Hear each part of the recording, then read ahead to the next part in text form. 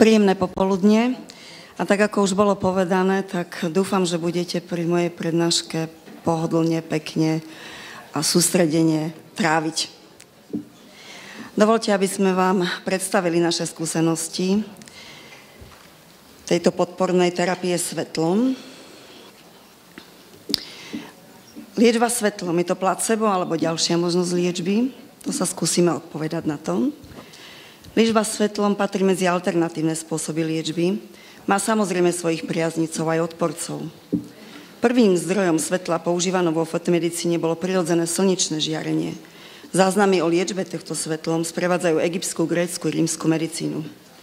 Z novodobejšej histórie je to osobnosť dánskeho lekára Nilsa Ryberga Finsena, ktorý je právom považovaný za zakladateľa fototerapie a v roku 1903 dostáva aj Nobelovú cenu za úspechy fototerapie v liečbe kožnej tuberkulózy. Čo je to Biotron svetlo? Je to systém terapie svetlom, svetovo patentovaný. Podporuje regeneračné schopnosti organizmu, po preniknutí do tkaní napomáha procesu biostimulácie. Terapeutické využitie polarizovaného svetla v pediatrickej praxi, ako ju vidíme my. Terapia svetlom používame ju, a začali sme teda s touto terapiou aj u novorodencov.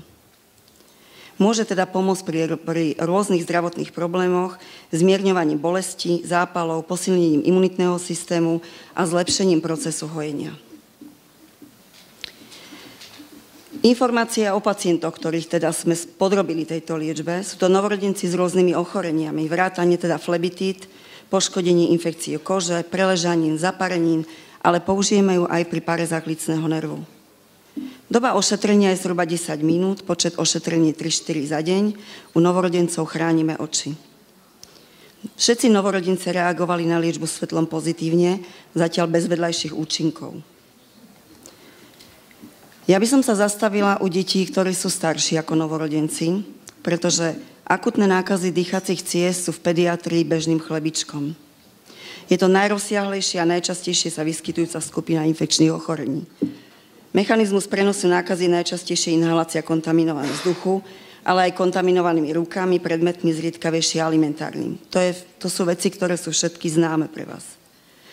Nemôžeme teda urobiť účinné epidemiologické opatrenia proti šíreniu týchto nákaz. Najčastejší pôvodcovia respiračných nákaz v pediatrii a v detskom veku tento pôvodca je tiež všeobecne známe. U mladších vekových skupín do 5 rokov sú to až z 90% vírusy. V poslednom čase máme zlepšenú diagnostiku vírusových ochorení, a to metodou PCR, kedy môžeme teda ľahko odhaliť pôvodcu, a sú to najčastejšie RSV vírusy, rinovírusy, metapneumovírusy, vírusy chrípky a iné respiračné vírusy. Táto detekcia PCR metódou nám naozaj zlepšila diagnostiku a v našej praxi sa môžem podeliť aj so skúsenosťou, že keďže pôvodcu tohto ochorenia horných dýchacích ciest poznáme často, vyhýbame sa naozaj v tomto veku liečbe antibiotikami a je to výborný argument aj pre rodičov, keď to vieme povedať, že áno, vaše ochorenie je spôsobené týmto konkrétnym vírusom.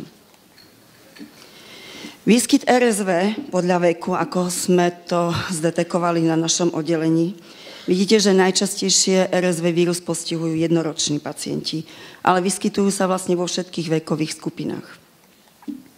Čo sa týka sezónnosti, vidíte, že vlastne sme zachytili tento RSV vírus po celý rok, ale z maximum teda píku je to u nás v Poprade február a marec, čo je mierny posun oproti udávaným teda celoslovenským, ktoré udávajú od decembra až do marca. Používame to aj u starších detí, napríklad deti so zápalom dutín a deti s tou akutnou respiračnou infekciou používame ako podpornú liečbu. Dĺžka ošetrenia je 4 až 6 minút, počet ošetrení je 2-krát denne, keď máme možnosť, dávame 10 až 12 sedení. Túto liečbu pozitívne hodnotia naozaj aj rodičia, pretože ten pocit, že sa lieči, áno, a vyhýbame sa teda antibiotickej terapie, je pre nás celkom dobrým argumentom, ako tie antibiotika naozaj nedať, aj keď niektorí rodičia stále trvajú na tom. Aké máme skúsenosti pri alergických ekzémoch u detí? Deti s alergickým exémom, intertriginózne dermatitidy. S touto liečbou má viac skúseností naozaj detský dermatológ. Dĺžka ošetrenia dochádzajú do denného stacionára a tam ich tieto deti ošetrujú. Doba ošetrenia je pomerne dlhá. Udávajú, že liečia tieto deti až 10 až 30 dní, ale podľa ich teda zdelenia je zmiernenie príznakov a začervenenia kože nastalo až 85%. Ako používame túto liečbu už starších detí? Po kožných herpetických infekciách, po intertriginóznych dermatitídach a ako hojenie rán po rôznych iných afekciách, hlavne bakteriálneho pôvodu. Skúsenosti lekárov FRO oddelení s muskuloskeletálnymi poraneniami je všeobecne známa. Na oddelení sa my osobne s tým nestretávame.